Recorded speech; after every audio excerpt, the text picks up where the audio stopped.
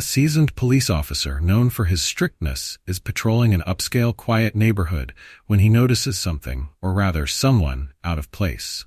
A black man is walking alone, minding his own business, but to this officer, that's enough to raise suspicion.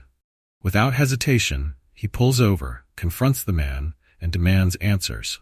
The officer doesn't care about the man's calm demeanor or his polite responses. He only sees what he wants to see.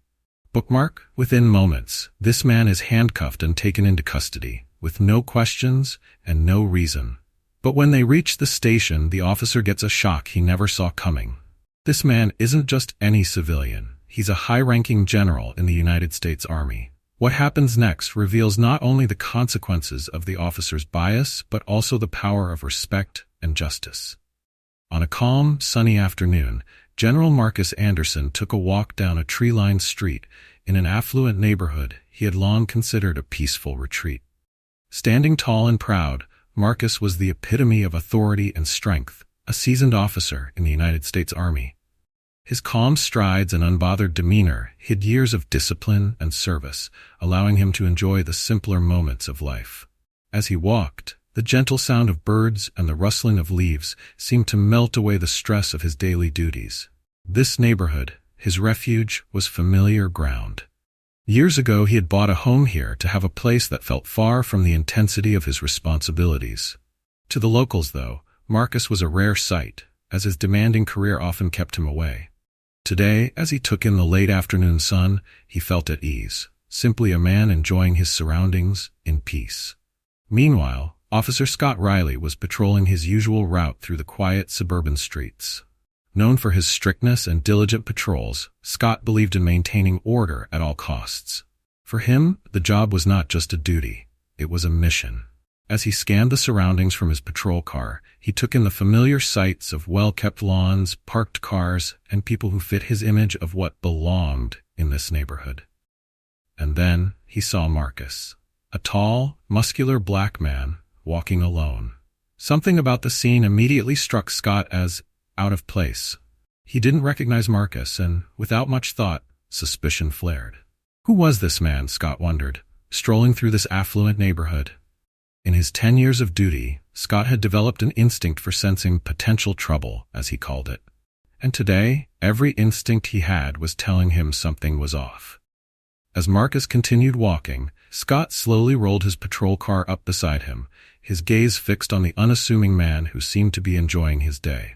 Marcus looked up briefly, calm and unfazed by the police car shadowing his walk. However, Scott's jaw tightened, irked by Marcus's relaxed demeanor.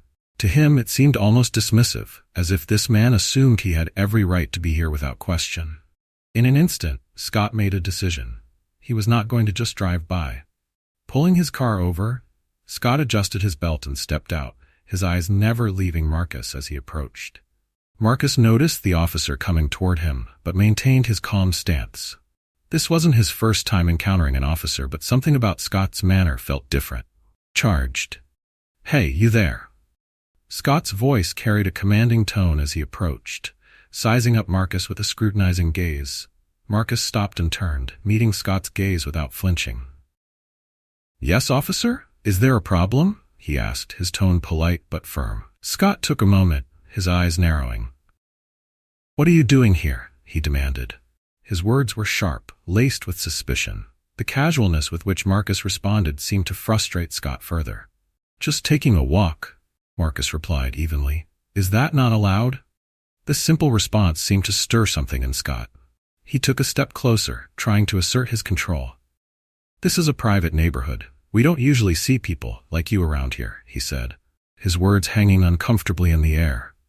His hand instinctively moved toward his belt, a silent warning that he wasn't taking any chances. Marcus took a calm breath. He had been through enough in his career to recognize the potential danger of the situation. "Officer, I live nearby, just a few blocks over. I'm simply enjoying a walk on my day off," he explained, keeping his tone steady. But Scott wasn't ready to let it go. Instead, he felt an almost overpowering need to establish control, to ensure that Marcus understood his authority. "I'm going to need to see some ID," Scott demanded, stepping even closer. Marcus paused for a moment, assessing the situation before slowly reaching into his pocket to retrieve his wallet. He knew from experience that patience and calm were crucial here. Scott's intensity was evident, and Marcus recognized the look, an officer determined to assert his authority, convinced that he was in the right. Holding out his ID, Marcus kept his movements deliberate, his expression calm. Scott snatched the ID, his eyes scanning the details with suspicion. He glanced back up at Marcus, almost disappointed to find a local address staring back at him. Marcus met his gaze steadily, and Scott felt a surge of irritation. "I've never seen you around here before," Scott stated, trying to maintain his grip on the situation. "How long have you lived here?" Marcus replied evenly, "Several years. I'm usually working, so I'm not out much." Scott didn't like the answer. The man's composure unnerved him, as if he were trying to undermine Scott's authority. "Look," Scott snapped, his tone curt. "We've had reports of suspicious activity in the area. I'm here to keep this neighborhood safe, so I need to be sure everything is in order." Marcus held back a sigh, recognizing the officer's need to assert dominance. "I understand, officer," he said, "but as I said, I'm just taking a walk." Scott felt his frustration grow. His face flushed slightly as he realized a few people had gathered nearby, watching the exchange with open curiosity. An older man watering his lawn had paused, staring in their direction. While a woman was walking, her dog took out her phone, and her expression was cautious as she started recording. Sensing the tension, Marcus glanced around, noticing the small crowd and the clear signs of concern on their faces. Despite the simmering frustration he felt, he remained steady. In this situation, he knew that patience was his strongest ally. He returned his gaze to Scott. "Officer, I have no problem cooperating," Marcus said, "but I've already provided my ID and explained that I live here." Scott's jaw clenched as Marcus's calmness seemed to fuel his irritation. "Stay right here," Scott ordered, gesturing for Marcus to remain on the sidewalk. He turned and walked briskly back to his patrol car, clutching Marcus's ID in his hand. As Scott entered the car and began running Marcus's information through the system, he felt a gnawing discomfort, almost like doubt, scratching at the back of his mind. Something about the entire encounter didn't feel right, but Scott brushed the feeling aside. He was an officer, and his responsibility was to uphold the safety and order of this neighborhood. With a quick glance in the rearview mirror, he saw Marcus still standing patiently, his calm demeanor unaffected. Marcus, meanwhile, remained rooted to the spot, aware of the eyes on him and the potential danger that lay in a single wrong move. He knew he had done nothing wrong, but the officer's insistent suspicion had created an uncomfortable tension, one that could quickly turn hostile. As Scott completed his check, he found nothing unusual in Marcus's record. It was spotless, yet Scott's suspicion persisted. He grabbed Marcus's ID and exited the vehicle, his face set in a grim expression. Walking back toward Marcus, he stopped mere inches from him, holding up the ID. "Your record's clean," Scott acknowledged, sounding almost disappointed, "but that doesn't explain why you're here." Marcus's patience was starting to wear thin. He glanced at Scott, his voice still calm but firmer now. "Officer, as I've explained, I live here. I'm simply enjoying a quiet walk." Scott's eyes narrowed, his frustration mounting in the face of Marcus's unwavering calm. "Look, we can do this the easy way, or the hard way," Scott said, his voice dropping. "You tell me exactly what you're doing here, or I take you in for questioning. It's up to you." Marcus felt his pulse quicken, but he kept his composure. "Officer, I've been honest with you from the start. I'm not doing anything wrong, and I've given you everything you need to know." Scott's face flushed with anger. It was clear that he wanted compliance, submission, and acknowledgement that he held control. Instead, Marcus's calm assertion of his rights seemed to rattle him. Scott reached out, grabbing Marcus by the arm with a harsh grip. "You're coming with me," Scott stated coldly, pulling Marcus toward the patrol car. The people watching exchanged glances, some visibly upset, as Scott forced Marcus into the back seat, closing the door with a firm slam. Seated in the back of the car, Marcus maintained his calm, though frustration simmered beneath the surface. He hadn't expected a peaceful walk to end in this kind of confrontation, treated like a suspect with no cause. Through the window, he saw the woman recording the scene, her face a mixture of concern and disbelief. As Scott started the engine, Marcus took a deep breath, centering himself. He had faced many challenges in his life, but this situation, though unjust, was one he would face with dignity. He was aware that this moment was bigger than himself, a stark reminder of the ongoing fight for respect and justice that so many before him had faced. The ride to the police station was filled with a heavy, uncomfortable silence. Marcus sat in the back of the patrol car, his hands bound by cold, metallic handcuffs, and his eyes fixed forward, refusing to meet Scott's occasional glances through the rearview mirror. He knew better than to react. Years of service had taught him patience and control, especially in situations where he found himself on the receiving end of authority. Outside, the landscape shifted from the quiet suburb to the bustling streets of the town center, the stark difference a reminder of the surreal turn his day had taken. When they arrived, Scott pulled the car into the station's parking lot, lined with rows of police vehicles. Stepping out, Scott opened the back door and roughly pulled Marcus by the arm. "Let's go," he muttered, guiding him through the bustling corridors of the station, where officers moved back and forth, talking on radios, carrying files, and barely giving them a glance. But Marcus felt the weight of their attention, the hushed whispers, and the quick, curious looks cast his way. This wasn't his first time in a police station, but it was the first time he was being marched through it like a criminal. Each step was a reminder of the irony, that he, a man who had sworn to protect and serve his country, was now being scrutinized under suspicion without cause. Scott led Marcus into a small, bare-holding room. The walls were plain, and a single table with 2 chairs sat at the center. Scott gestured for Marcus to sit. As he complied, Scott stood by the door, crossing his arms with a look of self-satisfaction, as if his work here was done. "You'll stay here until we get this sorted out," Scott said in a clipped tone, his gaze hard and unyielding. Marcus met Scott's stare, calm yet unflinching. "What exactly are we sorting out, officer?" he asked, his voice steady but laced with the frustration that had been building up. Scott's eyes narrowed, unwilling to cede ground. "I need to know why you were in that neighborhood," he replied tersely, "and why you thought you could just stroll around like you owned the place." His voice was low but sharp, an accusation hidden beneath every word. Marcus took a deep breath, holding his composure. "Officer, I wasn't doing anything wrong. I live in that neighborhood. I have for years. I'm simply walking around the block." Scott's face turned red, a mix of embarrassment and anger. "People like you don't just walk around in neighborhoods like that without a reason," he snapped, his voice dripping with implication. Marcus's eyes narrowed as he repeated the phrase back. "People like me?" he asked, his voice edged with incredulity. "What exactly do you mean by that, officer?" But before Scott could respond, the door opened and Sergeant Emily Foster walked in. A tall, no-nonsense woman with short brown hair and a look of determined professionalism, she glanced from Scott to Marcus, taking in the situation with sharp, discerning eyes. "What's going on here?" Sergeant Foster asked, her voice calm but authoritative. Scott straightened up, a hint of nervousness flashing in his eyes. "Found him walking in the upscale neighborhood," he explained quickly. "Acting suspicious. He refused to explain himself, so I brought him in." Foster turned her attention to Marcus, her gaze assessing but fair. "Is that true?" she asked him.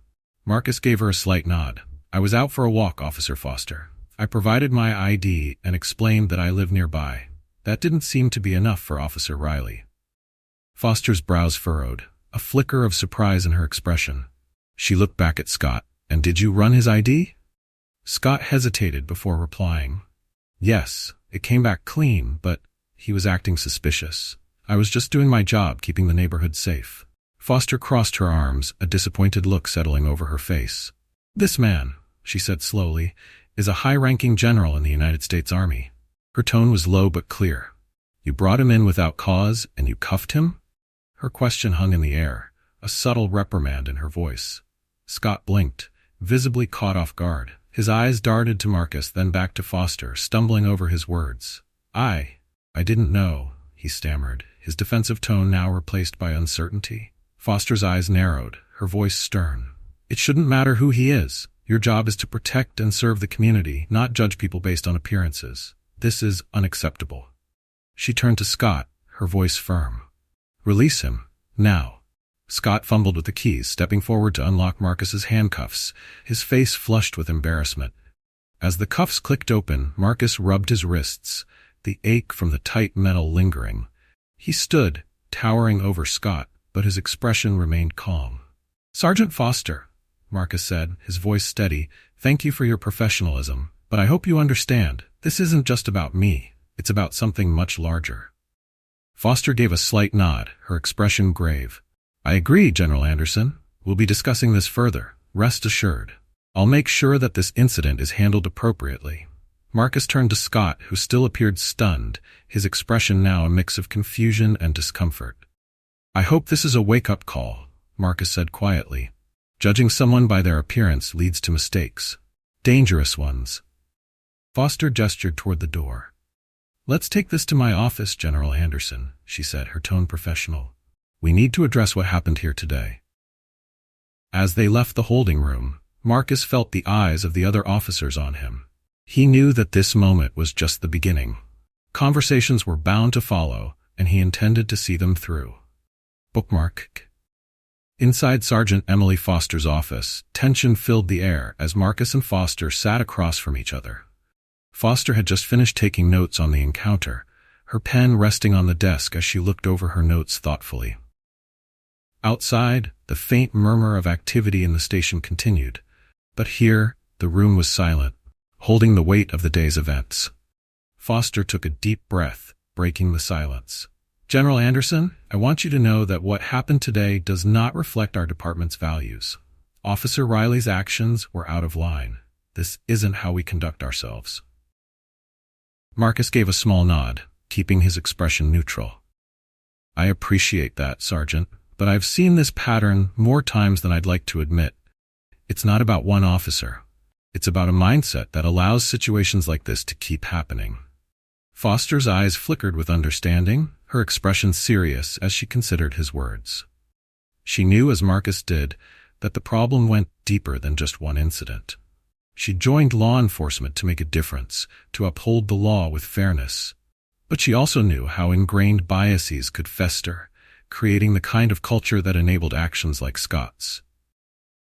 "General Anderson," Foster said carefully, "if you're willing, I'd like to hear more about your experience and your perspective. It may help us prevent something like this from happening again."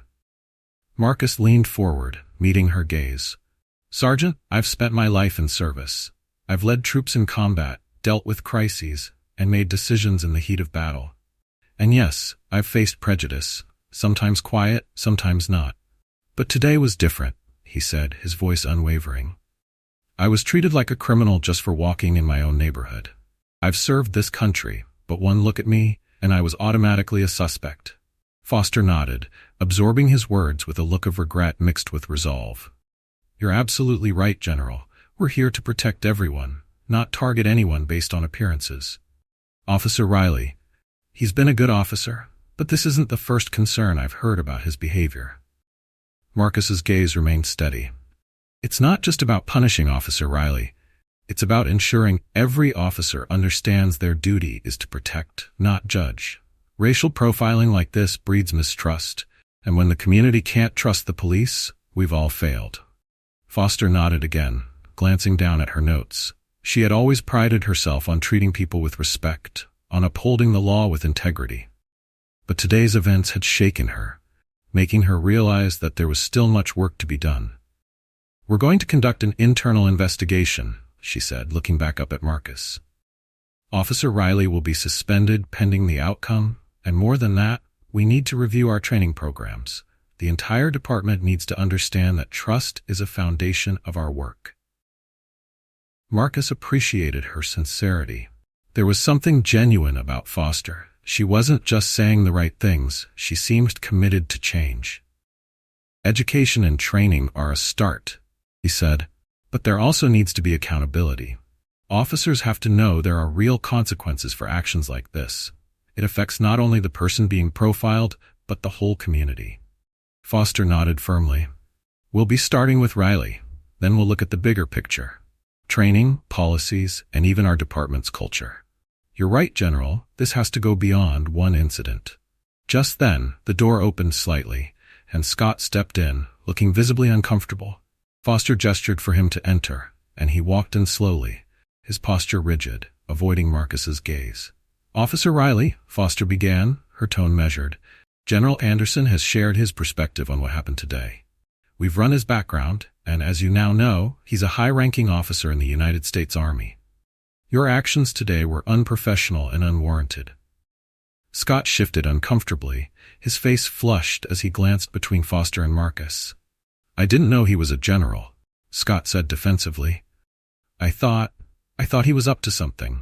I was just doing my job." Foster's eyes narrowed. "Your job, Officer Reilly, is to protect and serve everyone in this community, not to make assumptions based on appearance. You brought in a man without cause, treated him like a suspect, and violated his rights. That's not doing your job, it's failing at it." Scott opened his mouth as if to argue, but then closed it, his shoulders slumping slightly. He looked down, his gaze avoiding Marcus's.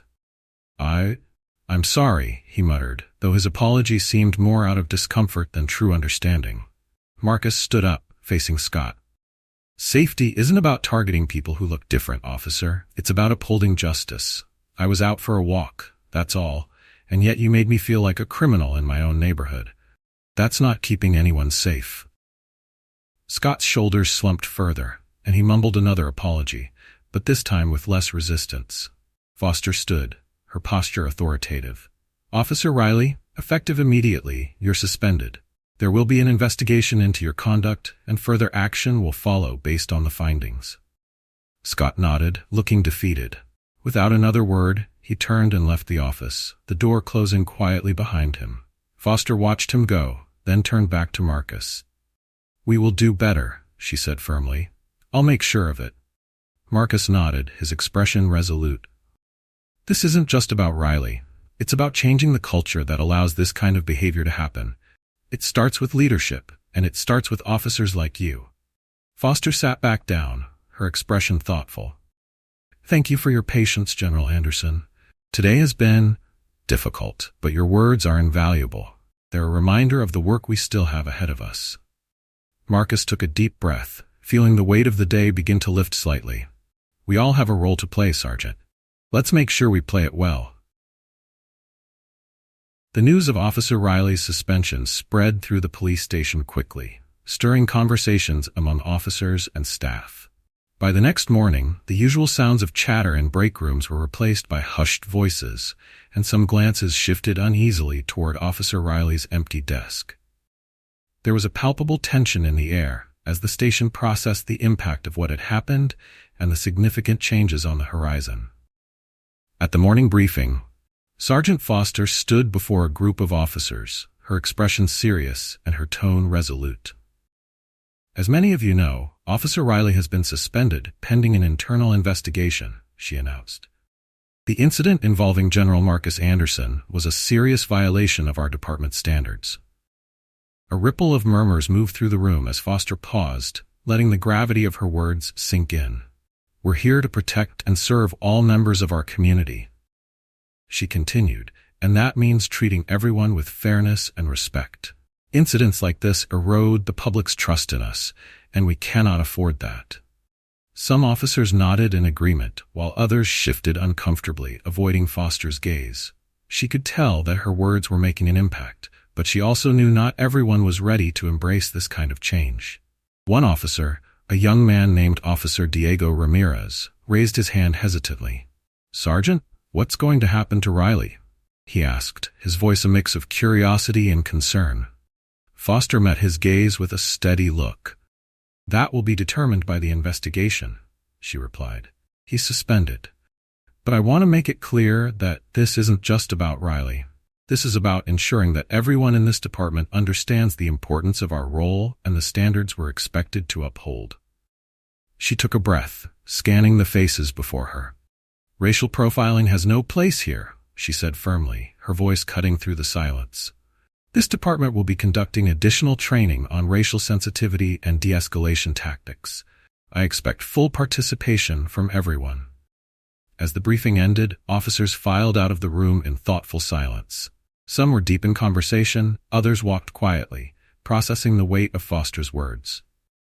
She watched them go, hoping that her message would resonate and inspire the necessary change. She knew that transforming the department's culture wouldn't happen overnight, but this was an essential first step.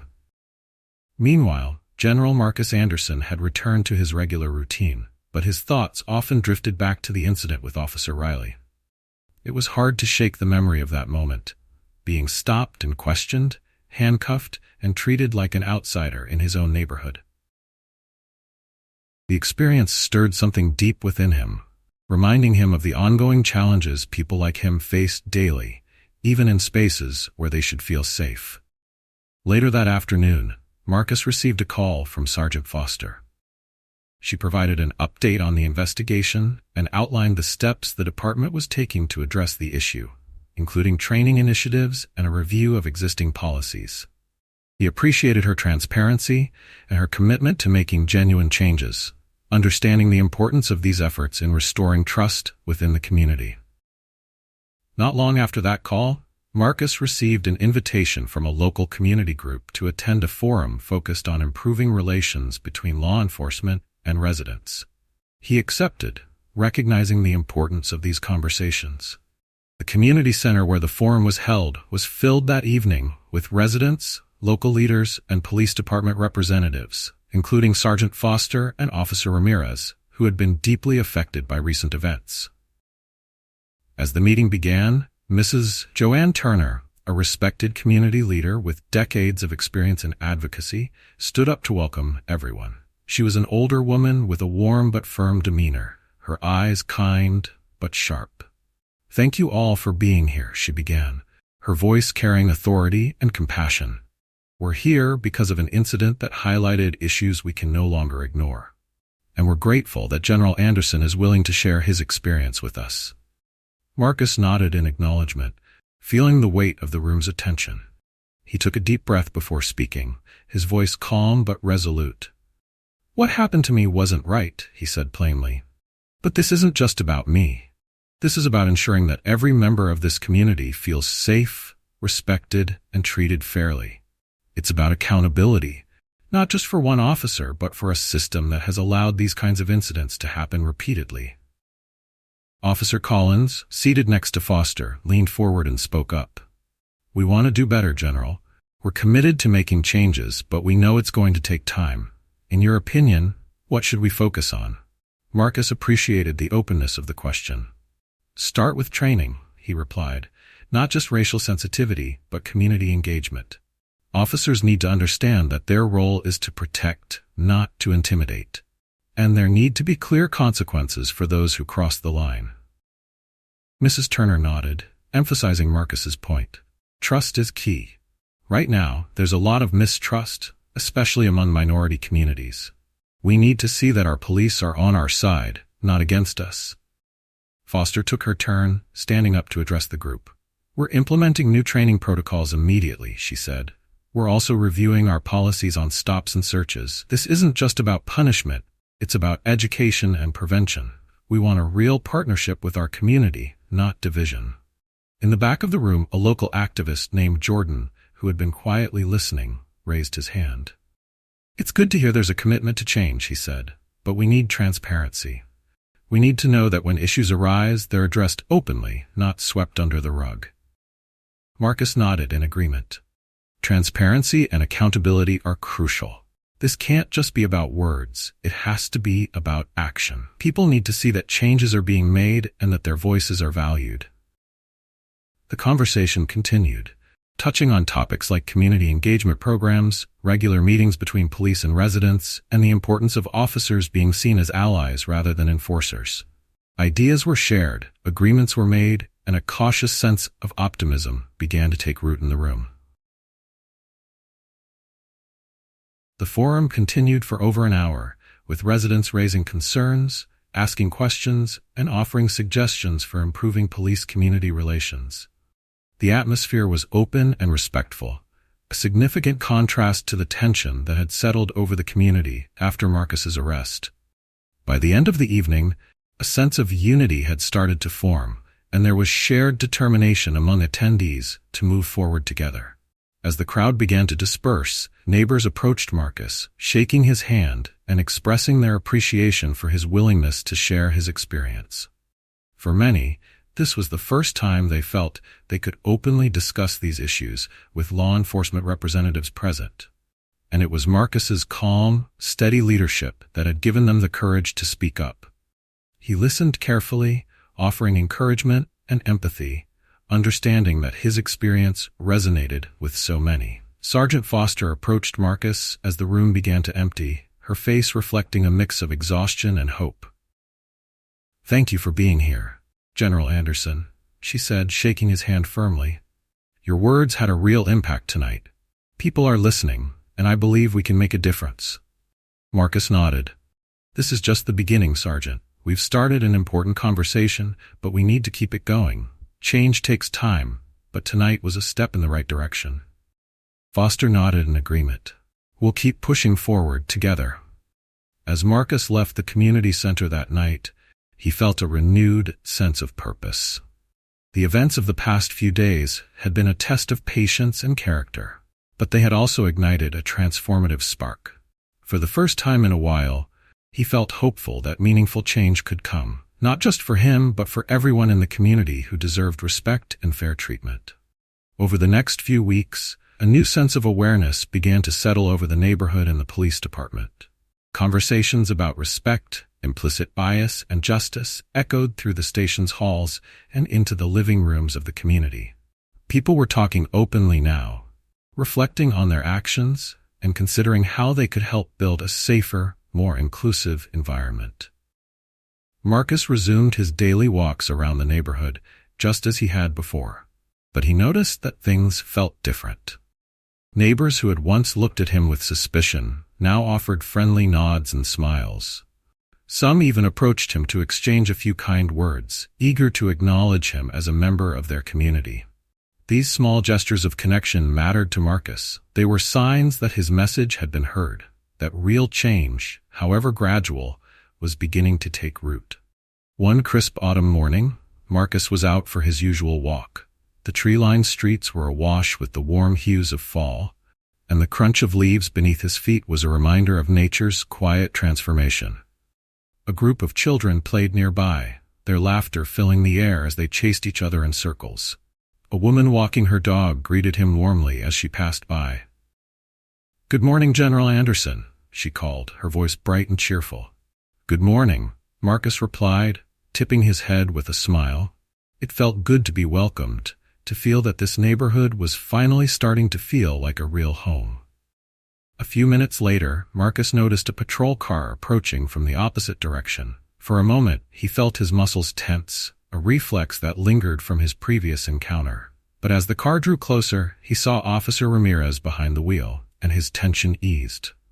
Ramirez rolled down his window and smiled. "Good morning, General Anderson," he said in a friendly tone. "How are you today?" Marcus returned the smile, feeling a sense of ease. "I'm doing well, Officer Ramirez, just out enjoying the weather." Ramirez nodded, seeming genuinely pleased to see him. "Good to hear. If you ever need anything, don't hesitate to reach out. We're here for the community, after all." Marcus appreciated the gesture. "Thank you, officer. It's good to see things moving in the right direction." As Ramirez drove off, Marcus continued his walk, feeling a surge of gratitude. The changes in policy and training were important, but the shift in mindset was what mattered most. Seeing officers like Ramirez make an effort to engage with the community with respect and kindness was a reminder that individuals could drive real progress. Later that day, Marcus had a meeting scheduled with Sergeant Foster at the station. She had invited him to discuss the ongoing reforms and hear his thoughts on their progress. Walking into the station, Marcus noticed a different atmosphere. There was a sense of purpose and professionalism, a marked shift from the tension that had gripped the department after his incident. Officers moved with intent, some pausing to greet him respectfully as he passed. Inside Foster's office, she greeted him with a firm handshake.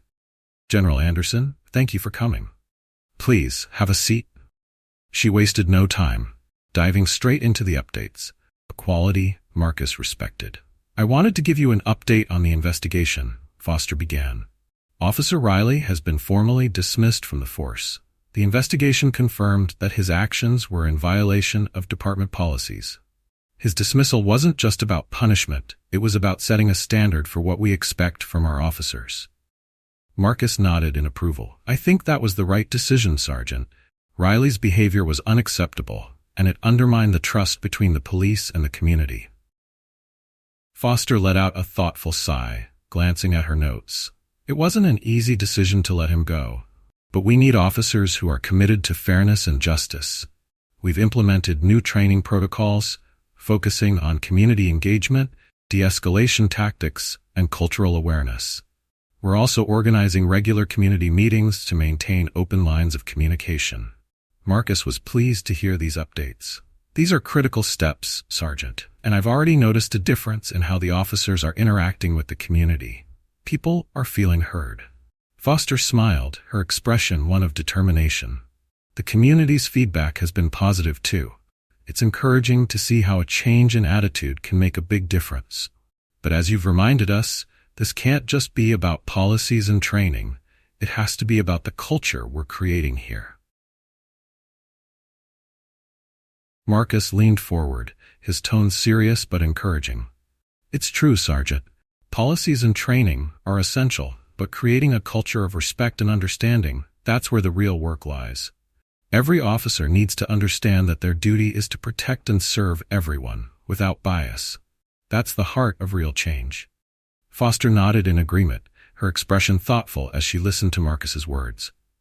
We've made progress, but there's still a long way to go, she admitted. But I'm committed to seeing it through, and I know others are as well. Marcus stood up, offering his hand. Thank you for your leadership, Sergeant, and for taking this issue seriously. Change isn't easy, but together, I believe we can make a lasting difference. She shook his hand firmly, a sign of mutual respect and dedication to their shared goals. Thank you, General Anderson. Your courage in speaking out has been the catalyst for these changes. We won't forget that. As Marcus left the station, he felt a quiet sense of closure. The difficult journey that had started with anger and suspicion had led to meaningful dialogue and real, tangible change. It was a reminder that even in the most challenging circumstances, there is the potential for growth and progress. Marcus was proud of the steps they had taken as a community and as a department, but he knew that vigilance was essential. Real change requires ongoing commitment. In the days that followed, the atmosphere within the police department continued to shift. Officer Reilly's suspension and eventual dismissal had sent a clear message that accountability was not just a word, but a principle that would be upheld. Morning briefings, once a routine part of the day, had taken on a new seriousness, with leaders emphasizing professionalism, respect, and community responsibility. As part of the new policies, officers attended mandatory training sessions on racial sensitivity and de-escalation tactics, sessions that sparked the kind of uncomfortable but necessary conversations that Foster had hoped for. Officers were encouraged to reflect on their own behavior, biases, and assumptions. These sessions were challenging for some, as the material and discussions forced them to confront aspects of themselves they hadn't previously considered. In one of these sessions, Officer Ramirez sat beside his fellow officers, listening closely as a community relations instructor spoke about implicit bias. Ramirez, who had been with the force for a few years, prided himself on being fair and treating everyone with respect. But as he listened, he realized he, too, had made quick judgments about people without even realizing it. The training opened his eyes to the subtle ways biases could shape actions, even when intentions were good. After the session, Ramirez caught up with Sergeant Foster in the hallway. She had been leading the charge on these reforms, organizing the training sessions, and encouraging open dialogue. Ramirez could see the determination in her eyes, but he also saw the weariness that came with pushing for change within an ingrained system. Sergeant, Ramirez began, walking alongside her. These training sessions, they're opening a lot of eyes. I've overheard other officers talking about things differently now. I think it's really working. Foster offered a small smile, the relief showing briefly on her face. That's the goal, Ramirez. We can't expect things to change overnight, but we have to start somewhere. Every officer who starts thinking differently, even a little, is a step in the right direction. Ramirez nodded thoughtfully. I've been reflecting a lot on what happened with Reilly and General Anderson. I've made mistakes too, maybe not as obvious, but I know I've judged people before I even spoke to them. This training, it's making me think twice. Foster placed a hand on Ramirez's shoulder, offering a reassuring nod. We've all made mistakes, Ramirez. The important thing is that we learn from them and commit to doing better. Progress isn't about being perfect, it's about moving forward. As they continued down the hallway, Foster felt a quiet sense of hope. The incident with General Anderson had been a painful wake-up call for the department, but it had also ignited something important: self-reflection, awareness, and a genuine desire to improve. She knew there would still be resistance and that some officers might never fully embrace the changes, but she also knew that many were starting to understand why this mattered. Meanwhile, Marcus was experiencing the ripple effects of his ordeal in the community as well. Calls and messages from neighbors began to reach him, many expressing support and a few even apologizing for not intervening when they saw him being questioned. Some neighbors opened up about their own experiences or observations, grateful that Marcus had sparked conversations about fairness and respect. One afternoon, Marcus received an invitation to speak at a local community forum organized by the neighborhood association. The forum's purpose was to foster dialogue between residents and law enforcement, rebuilding trust and addressing lingering concerns. Understanding the importance of these discussions, Marcus agreed to attend, knowing that his perspective could help bridge the gaps that still existed. That evening, the community center was packed with residents who filled the seats, along with officers including Sergeant Foster, Officer Ramirez, and others from the department. The room was filled with anticipation, a mixture of curiosity, concern, and cautious hope. As Marcus took the stage, he scanned the faces in the crowd. He recognized neighbors he had spoken with in passing, others he hadn't met before, and of course, the officers who had gathered to listen. Taking a deep breath, he began to speak, his voice strong but tempered with humility. Thank you all for being here tonight. What happened to me was a challenging experience, but it has brought us together in a way I didn't anticipate. I believe in the power of community, and I believe we can work together to create a safe, inclusive environment for everyone. He paused, letting his words sink in. That said, we need to confront some uncomfortable truths. We have to acknowledge that bias and prejudice exist and that they can affect our actions in ways we don't always realize. Safety isn't just about protection from crime. It's about ensuring that every person feels respected, valued, and seen, no matter how they look. A man in the front row, an older resident who had lived in the neighborhood for decades, raised his hand. General Anderson, he began. I've been here for over 30 years, and I've seen this place change a lot, but I never thought something like this could happen here. How can we make sure it doesn't happen again? Marcus nodded, appreciating the man's openness. It starts with awareness, he replied, of our own biases, of how our actions impact others. The police department is taking steps, but this goes beyond the officers. It's about each of us holding ourselves accountable. As Marcus's words hung in the air, a young woman in the back raised her hand. What can we do as residents to help with this? She asked, her voice filled with both determination and uncertainty. Marcus looked around the room, seeing people ready to engage. Get involved, he encouraged. Attend these forums, have conversations with your neighbors, and get to know the officers who patrol our streets. The more we engage with each other, the stronger our community becomes. It's about building relationships and understanding. Sergeant Foster stepped forward to join Marcus at the front of the room, her presence steady and reassuring. General Anderson is absolutely right, she said, addressing the group. We're committed to making changes within the department, but we need your help. We're here to serve you, and we want to serve you effectively. We're here to listen, to learn, and to improve. The energy in the room felt different, a sense of shared purpose replacing the initial tension. Conversations continued, residents voicing concerns and sharing experiences while officers listened attentively. Each interaction was a reminder of the small, significant steps they were all taking toward understanding. One by one, residents came forward to ask questions or offer suggestions. A local activist named Jordan, who had been quietly observing, raised his hand to speak. "It's great to hear there's a commitment to change, but we need transparency," he said, his tone firm but hopeful. "We need to know that when issues arise, they're addressed openly, not swept under the rug. People need to trust that their concerns are taken seriously." Marcus nodded in agreement, his face reflecting Jordan's conviction. Transparency and accountability are critical. This isn't just about words. It has to be about actions. People need to see that their voices matter and that real changes are happening. The conversation continued, touching on community engagement programs, regular meetings between police and residents, and the importance of officers being seen as allies, not just authority figures. Ideas were shared, commitments were made, and by the end of the forum, cautious optimism had begun to take root. As people started to leave, neighbors approached Marcus, thanking him for his courage and sharing their own experiences.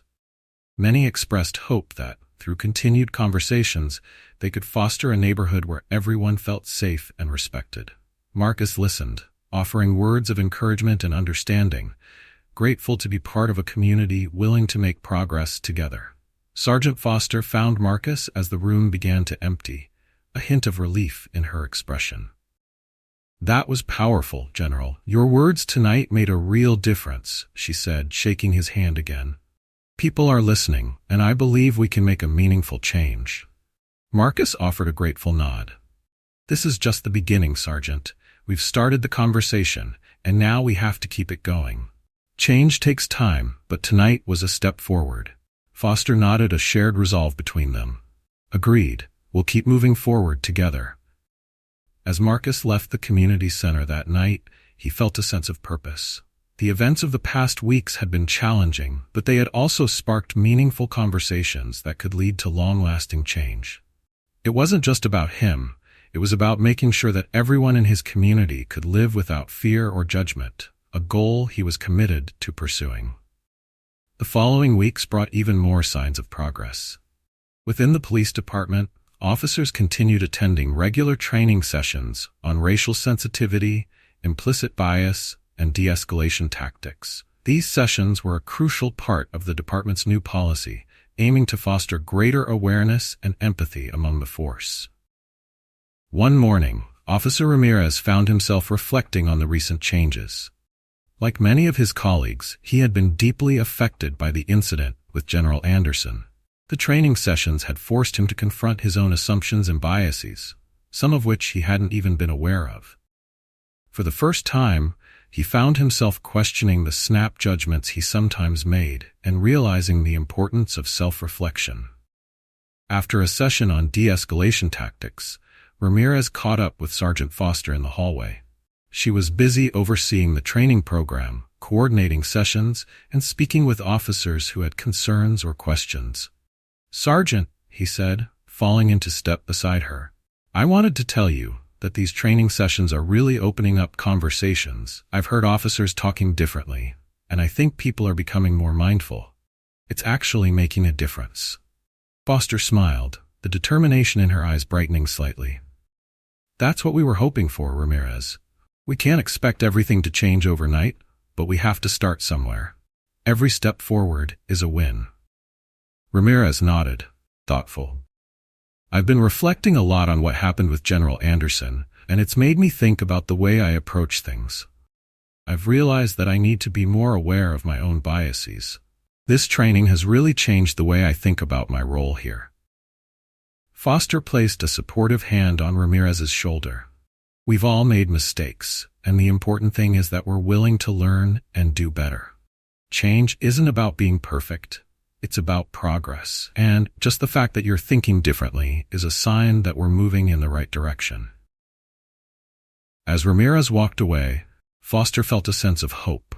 The incident with Marcus had been a painful reminder of the work they still had to do, but it had also sparked something positive.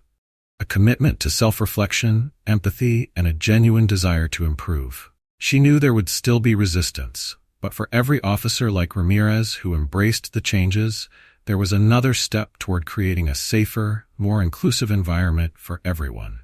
Meanwhile, Marcus continued to feel the effects of his experience ripple through the neighborhood. He received messages of support from neighbors and community leaders who wanted to express solidarity and sometimes even apologies for not intervening sooner. People opened up about their own stories, and conversations about fairness, respect, and safety became more common around town. One afternoon, Marcus was invited to speak at a follow-up forum organized by the neighborhood association. This time, the forum aimed to build on the progress they had made, focusing on practical steps for strengthening trust between the community and law enforcement. Marcus readily agreed, understanding that change was a journey, and these conversations were essential to sustaining it. The forum that evening drew a large crowd, with familiar faces from the first meeting, as well as new ones. Sergeant Foster, Officer Ramirez, and other officers from the department stood at the back, observing and ready to participate. Marcus took the stage, addressing the crowd with his usual calm but impactful presence. "Thank you all for being here tonight," he began, scanning the room. "We've come a long way since the last time we met, and I'm grateful to see that so many of you are committed to moving forward. But change isn't a single event. It's a process. Tonight, let's focus on how we can work together to ensure that our neighborhood is a place where everyone feels safe and respected." He paused, letting his words settle. This means being honest with ourselves and with each other. It means holding each other accountable, even when it's difficult. And it means building bridges between residents and law enforcement so that we can create a true partnership, one that's based on trust. As Marcus's words resonated with the audience, the room felt united in purpose. Residents and officers listened intently, a shared commitment to creating an inclusive, respectful environment weaving through the crowd. Marcus continued, his voice calm yet filled with conviction. "Trust is not built overnight, nor is it built through words alone. It's built through consistent actions, transparency, and accountability. We've made progress, but now it's time to sustain it." A middle-aged man in the audience, Mr. Young, who had lived in the neighborhood for years, raised his hand. "General Anderson, I've been a part of this community for a long time, and I want to make sure our progress continues. What can we as residents do to contribute to this?" Marcus nodded, appreciating the man's sincerity. "Engagement is key, Mr. Young," he replied. "When we all take responsibility, get involved in local initiatives, attend forums like this, stay informed, and support each other, we create a network of accountability. We need to foster relationships within the community and with our local officers. We're all part of the solution." Sergeant Foster stepped forward to address the audience, her presence steady and open. "General Anderson is absolutely right," she said. "We're committed to these changes within the department, but we need your partnership. We need to build relationships with the people we serve, to see each other not as strangers, but as members of the same community." At the back of the room, a young mother named Maya raised her hand, holding her young child. "As a parent, I worry about my kids growing up in a world where they might be seen differently because of how they look," she said, her voice a little shaky but determined. "What will it take to make sure they grow up without that fear?" The question hung in the air, capturing the weight of the entire room. Marcus met Maya's gaze, his tone both gentle and resolute. "It will take all of us, our collective dedication to making real changes, not just in policy, but in perspective.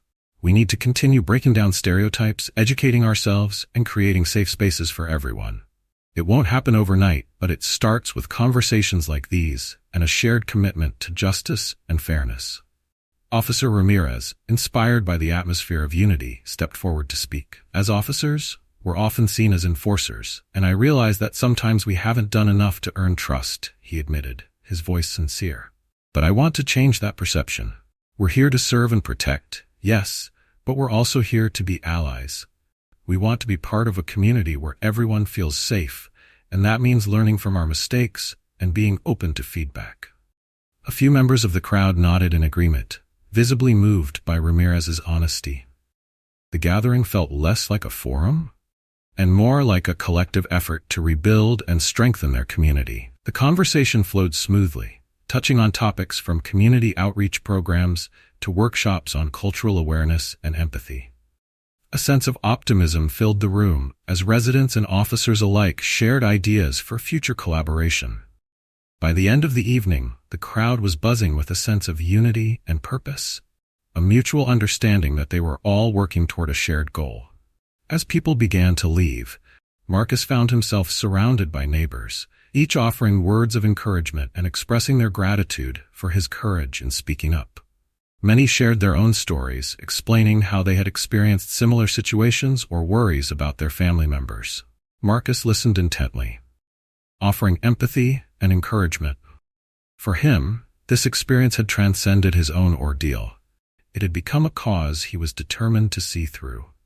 Sergeant Foster approached Marcus as the room emptied, her face reflecting a mix of pride and relief. "Thank you, General Anderson. Tonight's conversation was necessary, and I think it sparked something meaningful here."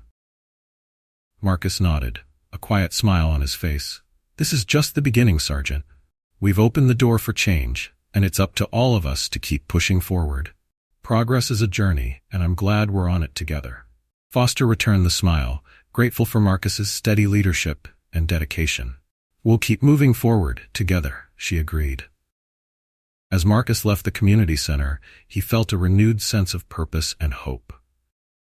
The events of the past weeks had been challenging, but they had also brought about essential conversations and promising steps toward change. He knew that real transformation wouldn't happen overnight, but the foundation had been laid.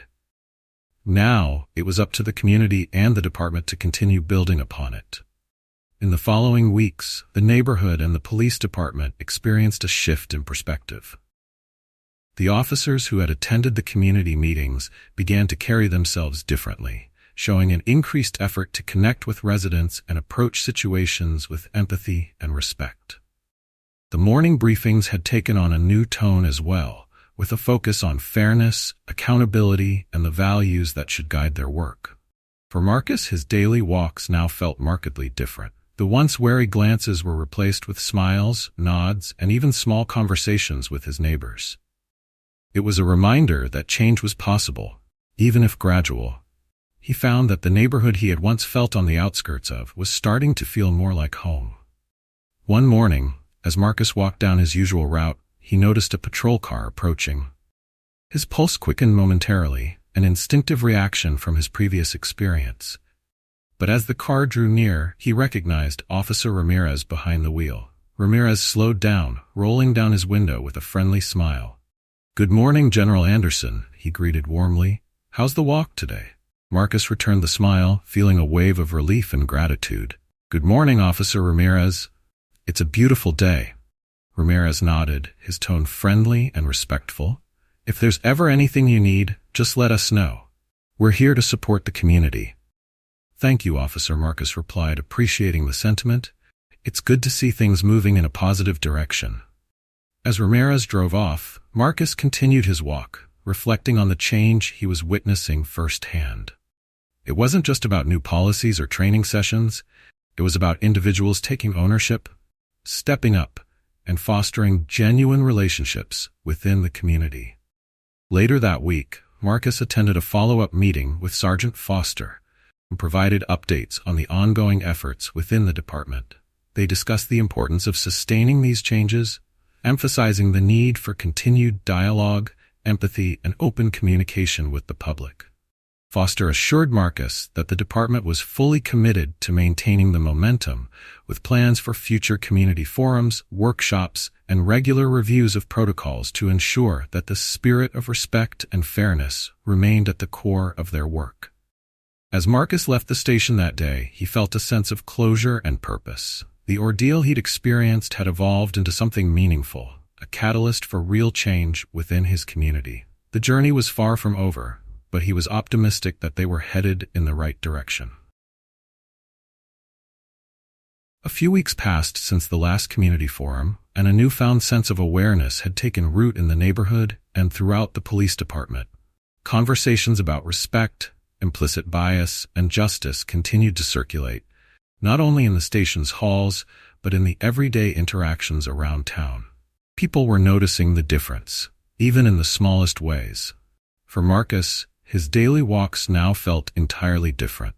The wary stares that once followed him had softened into friendly nods and even waves from people he'd seen before but had never spoken to. Neighbors who had once kept their distance now smiled or greeted him, sharing kind words and acknowledging him as part of the community. It was a small but powerful sign that his message had resonated and that change, though gradual, was taking root.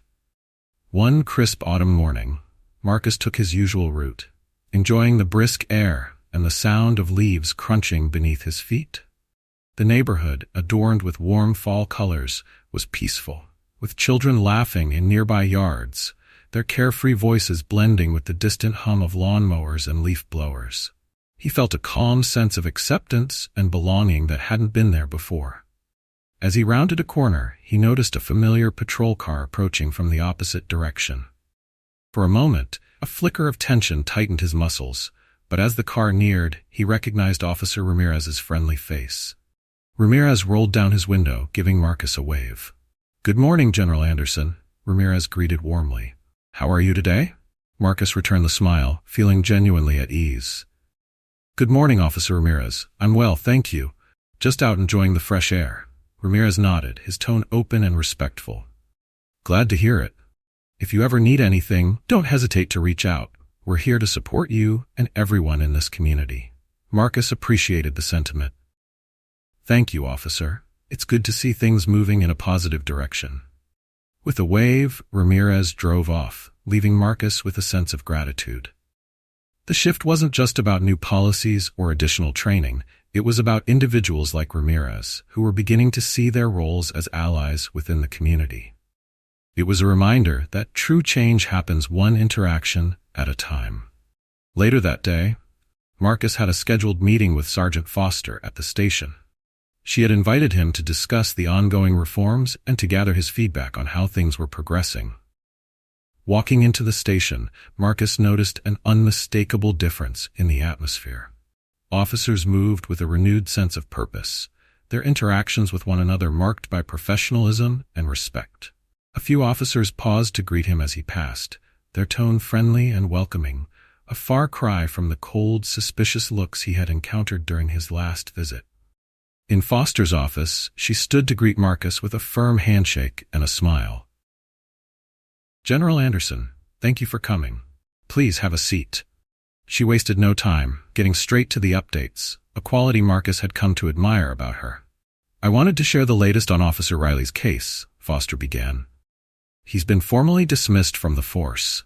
The investigation confirmed that his actions violated department policies, and while the decision to let him go was difficult, it was necessary to set a standard for the behavior we expect from our officers."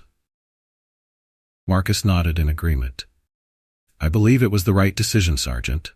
Reilly's actions were unacceptable, and allowing him to remain would only weaken the community's trust in the police." Foster let out a thoughtful sigh, glancing at her notes before looking back up.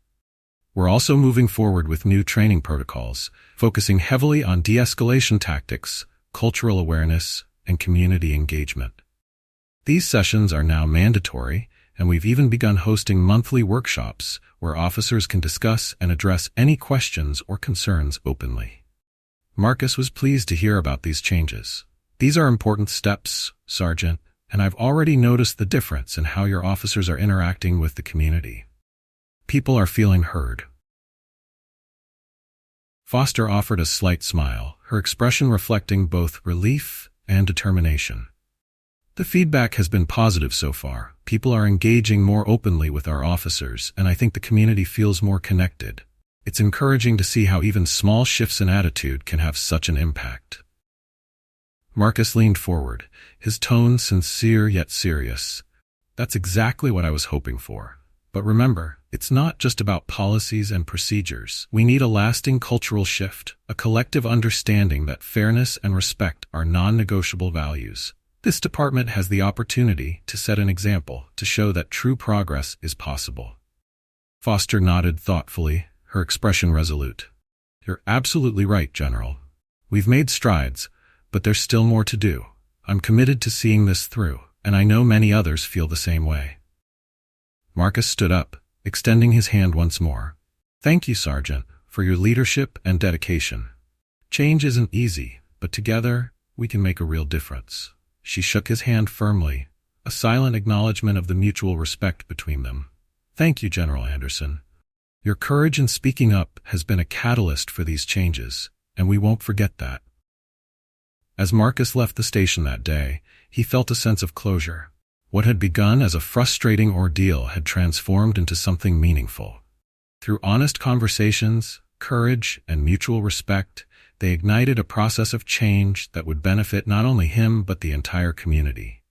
He knew the journey was far from over, but he was optimistic that the foundation they had built would continue to grow and strengthen over time. Reflecting on the past few weeks, Marcus felt hopeful about the future. He knew that the fight for equality and justice required constant effort, patience, and a willingness to keep the conversation going. But now, he also knew he wasn't alone. The community had rallied around him, the police department had stepped up, and a new era of understanding was beginning to unfold. The road ahead was long, but with each step he felt more certain that they were moving in the right direction. Marcus looked up at the sky, taking a deep breath and feeling the weight of the day lift from his shoulders. There was still much work to be done, but for the first time in a long while, he felt a quiet confidence that together they could make things better, not just for him, but for everyone who called this neighborhood home. This story about General Marcus Anderson and his encounter with Officer Reilly offers a powerful lesson about respect, accountability, and the strength it takes to make a real difference. Marcus's journey was not just about facing personal injustice, but about transforming his experience into a call for change. He showed us how resilience, respect, and a commitment to dialogue can turn a difficult situation into an opportunity for growth, not just for him, but for an entire community. Through honest conversations and decisive actions, Marcus and Sergeant Foster highlighted the impact of individual choices. Their actions remind us that building a fair and inclusive community isn't the responsibility of just one person or one group. It's a shared commitment. The lesson here is clear. Small actions lead to larger change. Each one of us can contribute by recognizing our own biases, standing up against injustice, and fostering respect and understanding in our communities. Ultimately, this story reinforces that respect is a two-way street, built on trust and fairness. Marcus's courage and Sergeant Foster's dedication to justice are inspiring reminders that real change is possible when we come together, committed to a better future. If this story resonated with you, please share your thoughts. Comment with 1 if you thought the story was good, and with 2 if you found it amazing. Do you have a similar story or thoughts on how we can create positive change in our communities? We'd love to hear from you in the comments below. Bookmark, go back. And don't forget to subscribe to our channel for more inspiring stories like this one. Thank you for watching, and stay tuned for more stories that will keep you thinking and motivated to make a difference.